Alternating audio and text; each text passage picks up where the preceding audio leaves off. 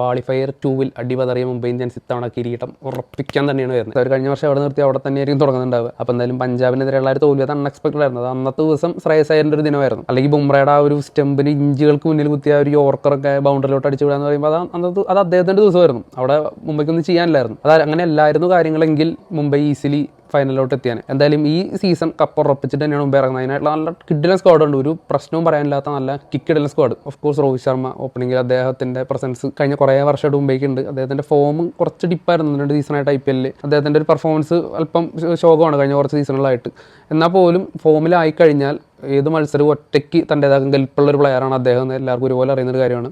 അദ്ദേഹം എന്തായാലും ഈ സീസണിൽ അദ്ദേഹം അത്യാവശ്യം നല്ല റൺസ് അടിക്കുന്നതാണ് എനിക്ക് പേഴ്സണലി തോന്നുന്നത്. എന്തായാലും അടിക്കാതിരിക്കട്ടെ എന്നാണ് ആഗ്രഹം, വേറെ കാര്യം. എന്തായാലും അടിക്കുമെന്നാണ് തോന്നുന്നത്. പിന്നീട് സൂര്യകുമാർ യാദവ്, തിലക് വർമ്മ, ഇവരൊന്നും ഫോമിനെ പറ്റി പ്രത്യേകിച്ച് എടുത്ത് പറയേണ്ട ആവശ്യമില്ല. അതുപോലെ തന്നെ ഹാർദിക് പാണ്ഡ്യ. ഈ ഒരു 3 ഇപ്പോൾ ഇന്ത്യൻ T20 ടീമിൻ്റെ അവിഭാജ്യ ഘടകങ്ങളായിട്ടുള്ള ഈ 3 പേരും വരുന്നൊരു മിഡിൽ ഓർഡർ ഉണ്ട്.